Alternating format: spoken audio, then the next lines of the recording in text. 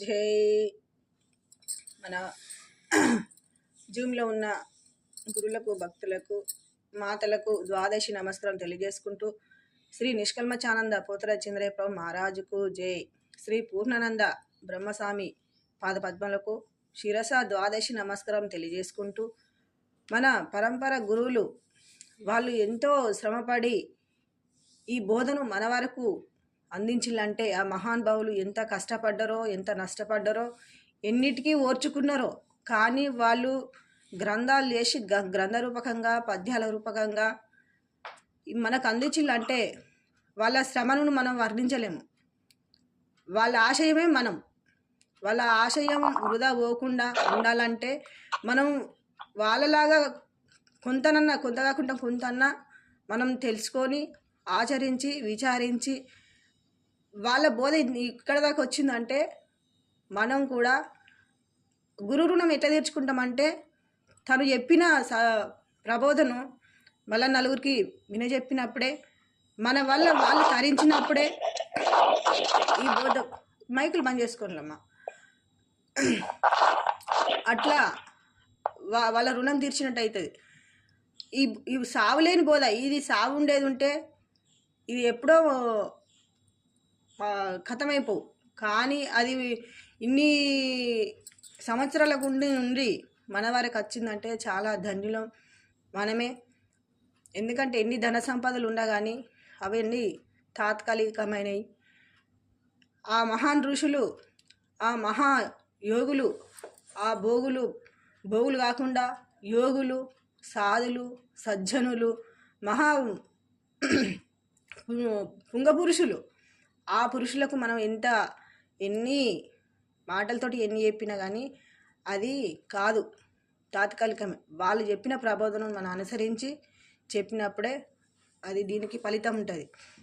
ఎట్లా అంటే మా మా మహానుభావులు ఇది శరీరం మానవ జన్మకు వచ్చిన తర్వాత ఈ శరీరం ఏంటిది?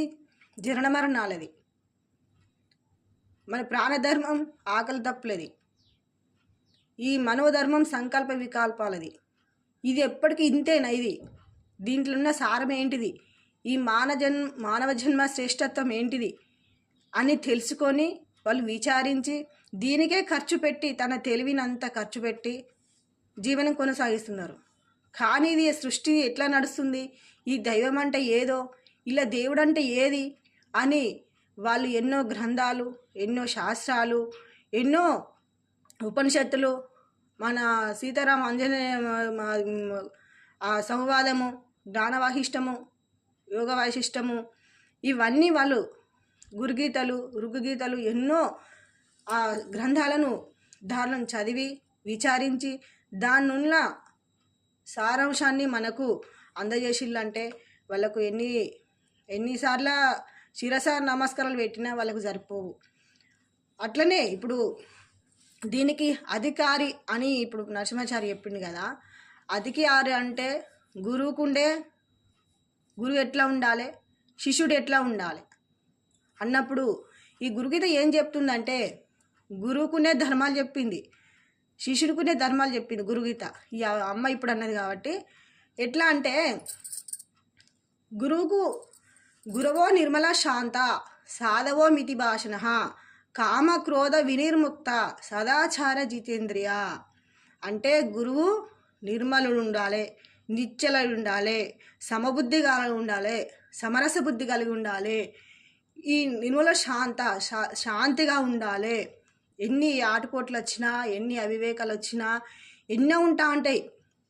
సమాజంలో ఉన్నాం కాబట్టి ఎన్నో రకాలుగా ఉంటా ఉంటాయి. అది మితి భాషణగా ఉండాలి. గురువులు అనంటే వాళ్ళు అన్నిటినీ త్యజించాలి.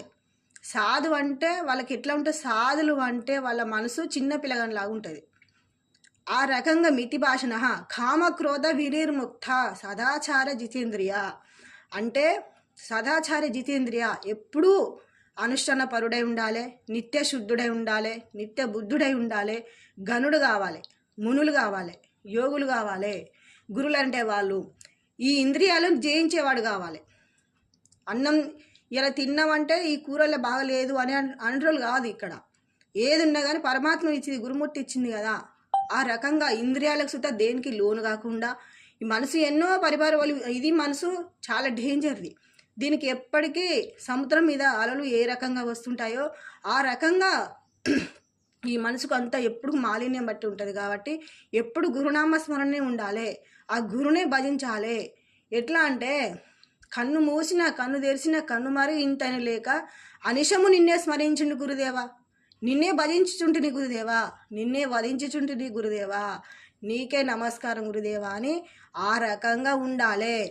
మన గురుగితే ఏమని శ్రీమద్ పరం బ్రహ్మ గురు స్మరామి, శ్రీమద్ పరం బ్రహ్మ గురుం భజామి, శ్రీమద్ పరం బ్రహ్మ గురుం వదామి, శ్రీమద్ పరం బ్రహ్మ గురుం నమామి.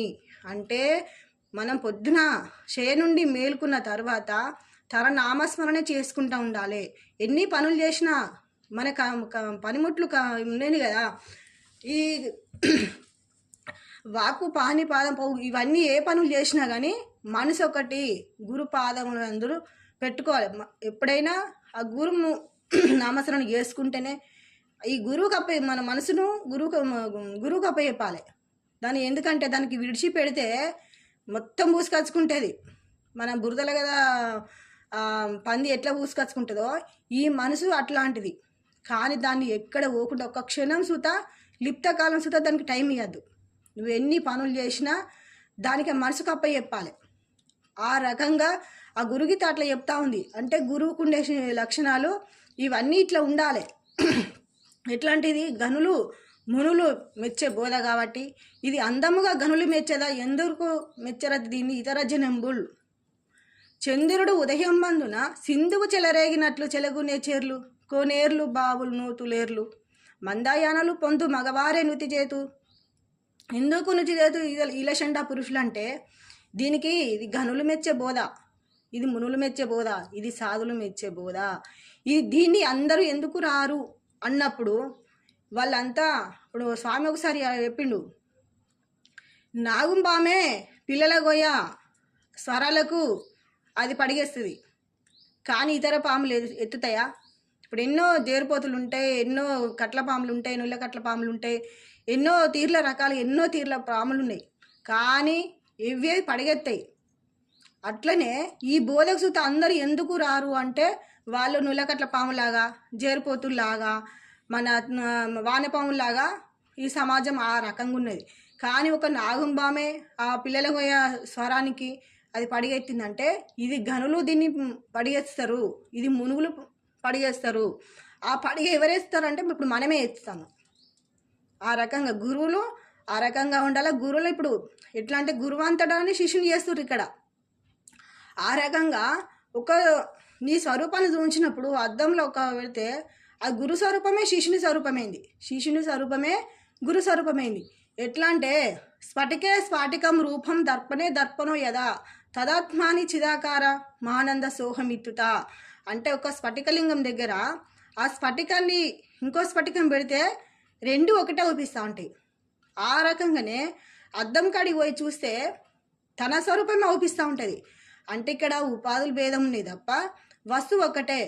గురువు అంటే గురువు కంటే పెద్ద ఏది లేదు, పెద్దది గురువు.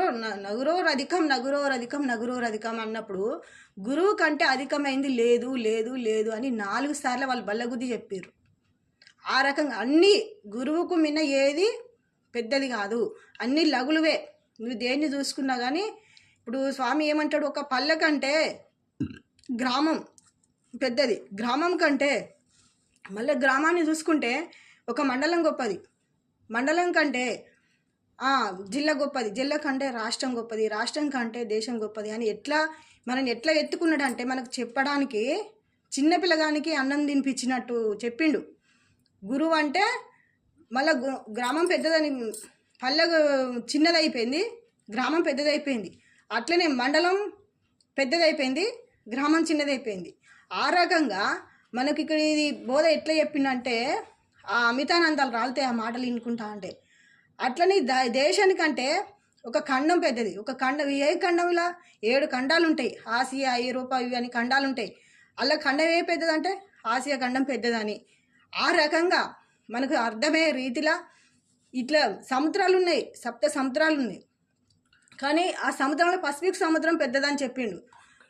అండ్ ఆ రకంగా భూమి కంటే జలం గొప్పదని, జలం కంటే అగ్ని గొప్పదని, అగ్ని కంటే వాయు గొప్పదని, వాయు కంటే ఆకాశం గొప్పదని, ఆకాశం కంటే ఆత్మ గొప్పదని, ఈ ఆత్మనే అన్నిట్లో నేనే ఉండి చేస్తున్నా. చిన్నదానికంటే చిన్న వస్తువు నేనే, పెద్దదానికంటే పెద్ద వస్తువు నేనే.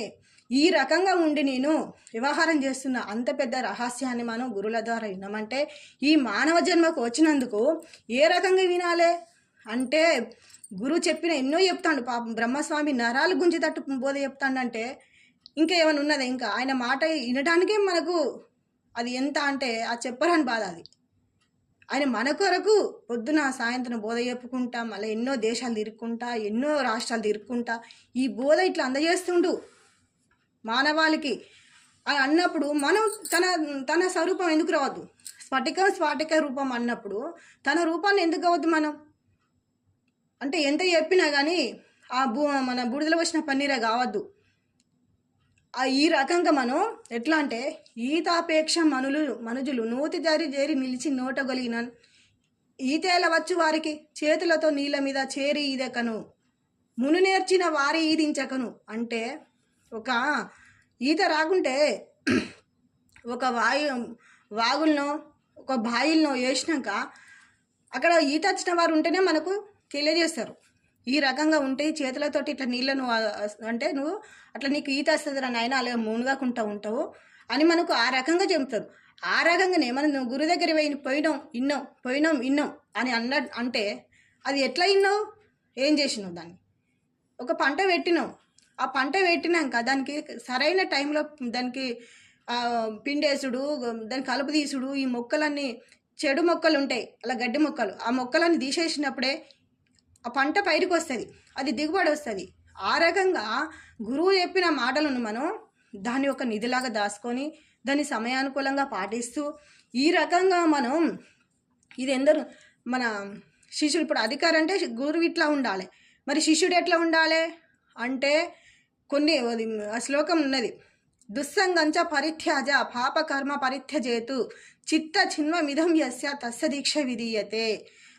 అంటే ఇది శిష్యుడు ఎట్లా ఉండాలంటే గురు దగ్గరికి వచ్చినప్పుడు తర్వాత ముందుగా తెలియకపోవచ్చు, తనకు ఏది ధర్మం ఏది అధర్మం అని తెలియకపోవచ్చు, కానీ గురు దగ్గరికి వచ్చినాక ఈ దుష్ట సాంగత్యాలు మానాలే, దుష్కర్మలు మానాలే, చెడు మాట్లాడు, చెడు వినడం, అధర్మాలు చెప్పడము, అధర్మంగా మసులుకోవడం, పాపకర్మలు చేయకుండా ఉండడము, దుస్సంగ పరిత్యాజ అవన్నీ త్యజించాలి.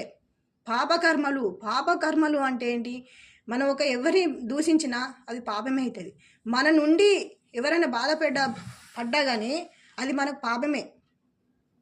ఎట్లా అంటే ఒక బాలు గోడకు కొడితే అది తిరిగి ఎవరికి వస్తుంది? మనకి వస్తుంది కదా. ఆ రకంగానే నీలో ఉన్న ఆత్మ, నాలో ఉన్న ఆత్మ అదే గురు స్వరూపం అని గురువును బాధ పెట్టినట్టే. నీ ఆత్మను బాధ పెట్టుకున్నా, ఇతరుల ఆత్మను బాధ పెట్టినా అది గురువును బాధ పెట్టినట్టే. ఇక గురువును బాధ పెట్టినాక ఈ గురువు ఎట్లా అంటే గురువు బాధపడితే ఎవరు తీర్చలేరు. ఆ గురుగీత శ్లోకం ఏమన్నదంటే, శివ క్రోధ గురు క్రోధాచివో నహి తస్మా సర్వ ప్రయత్న గురు ఆరాధన గురు. అంటే శివునికి కోపం వస్తే గురువు తీర్చగలుగుతాడు, కానీ గురువుకు కోపం వస్తే తీర్చేవారు ఎవరు లేరు. అది రవరాన్ని నరకం చెందుతారు. ఆ గురుగీత అంత ధర్మాలు అంత బోధించినాయి. అంటే ఎట్లుండాలి మనం? ఏకాకి నిస్పృశాంత చిత్త అసూయ వివజిత బాల్య భావేన యోబాతి బ్రహ్మజ్ఞాని సౌచ్యతే. ఏకాకిగా ఉండాలి అంటే మన దేహాలు ఏకాకి కాదు, మనసు ఏకాకి ఉండాలి, ఒకటే భావన. ఏకాకి నిస్పృశాంత అంటే ఎట్లాంటి దానికి కామక్రోధాలకు లోను కాకుండా, విషయేంద్రియాలకు లోను కాకుండా, అసూయ లేకుండా, పాపకర్మలు చేయకుండా బాలభావంతో ఉండాలి. బ్రహ్మజ్ఞానం అంటే బాలభావంతో ఉండడే బ్రహ్మజ్ఞానం. తెలిసిన వాడై ఇట్లా బ్రహ్మస్వరూపుడై చిన్న పిల్లవనిలాగా ఆ రకంగా ఉంటాడు. ఇట్లా మనం తెలుసుకొని ఆ ధర్మాలను తెలుసుకుంటే ఉన్నది పరిపూర్ణం, లేనిది ఎరుక. అంటే ఉన్నదాన్ని తెలుసుకొని ఏం చేస్తాను? పరిపూర్ణం ఉండదూష్టానికే. కానీ చేసే కర్మలన్నీ చేసే అన్నీ దీనికే. ఇది ఎట్లా అంటే ఇది అన్ని కర్మలు ముళ్ళగట్టుకున్నాక ఇప్పుడు స్వామి ఒకసారి అంటాడు నువ్వు ఇలా ఏం పనులు చేస్తున్నావో పాప పనులు ఎన్ని చేస్తున్నావు, ఎన్ని నువ్వు ఎందని బాధ పెడుతున్నావు, అవన్నీ ముందటి సంచులు వేసుకో. నువ్వు చేసిన పనులన్నీ వెనుక సంచులు వేసుకో. ఇలా ఎన్ని పాపాలు వచ్చినాయో అవన్నీ ముందటి సంచులు అంటే వాటిని ఒడగొట్టుకోవడానికి ప్రయత్నం చేయాలి. ఎందుకంటే ఇది అనేక జన్మ సంప్రాప్త కర్మబంధ విదాహినే జ్ఞానానాల ప్రభావేన తస్మే శ్రీ గురవే నమః. అనేక జన్మల నుండి ఇది పుట్టుకుంటూ చావుకుంటూ ఇది జనన మరణాలతోటి ఇది 84 లక్షల జీవోపాధులతోటి ఇది పూరణపి మరణం పూరణపి జననం ఇది ఎత్తుకుంటూ ఎన్నో తల్లిదిని అది 9 మాసాలు మోసి తల్లి ఒక బిడ్డకు జన్మనిచ్చిందంటే ఇప్పుడు డాక్టర్లు ఉన్నారు, హాస్పిటల్ ఉన్నారు, ఎన్నో మందులు వచ్చినాయి. కానీ ఒకప్పుడు మందులు లేవట, డాక్టర్లు లేరట, చనిపోయి చాలా మంది బ్యాలంతల రోగాలు వచ్చి చనిపోయేదట. అట్లనే 84 లక్షల జీవోపాధులల్లా ఏ తల్లిని హింసించినమో ఏ తల్లి ప్రాణం తీసినమో ఈ జన్మ రావడానికి. కానీ అనేక జన్మ సంప్రాప్త కర్మబంధ విదాగినే ఆ కర్మలన్నకు బందీ అయి ఈ కడసారి మానవ జన్మ వచ్చింది కాబట్టి మన స్వరూపాన్ని తెలుసుకొని ఇట్లాంటి మళ్ళీ జన్మకు రాకుండా ఉండాలంటే అన్నీ అంటనట్టుగా వండుకుంటూ మన వ్యవహారం చేసుకుంటూ ఇట్లా జీవనోపాధి గడుపుకుంటూ ఇట్లా నాలుకలాగా మన పండ్లు ఏ రకంగా ఉంటాయో సమాజం ఆ రకంగా ఉన్నది. మనం నాలుకలాగా మసులుకుంటూ ఈ రకంగా వ్యవహారం చేసుకుంటూ గురువు మా గురువు మనకు ఉపదేశం ఇచ్చినందుకు తనువు మనసు ధనము మన గురువు అర్పించినట్టు ఈ రకంగా అర్పించినట్టు ఉంటుంది.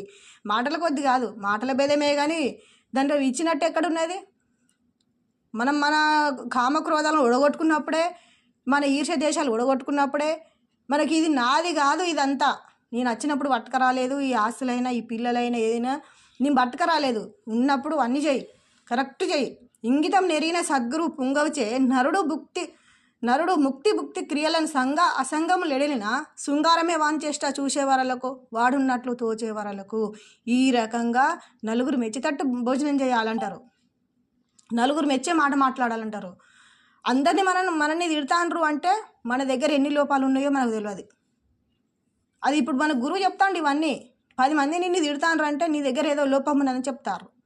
అది మనకు రాకుండా చూసుకోవాలి, ఆ లోపాలు ఏందో మనకు రాకుండా ఇగనన్నా మంచిగా మసులుకుంటా అని ఈ రకంగా గురు మాటకు వేదాటకుండా గురునిష్టలో గురు ధ్యానంలో గురు మాటలే గురు పాటలే ఈ రకంగా వండుకుంటూ అన్ని వ్యవహారాలు చేసుకుంటూ ఇట్లా మన సాంగత్యం పెట్టుకుంటూ ఈ రకంగా బాలభావంతో ఉండాలని నేను విన్నవించుకుంటాను. జై సద్గురు ప్రభు మహారాజుకు జై.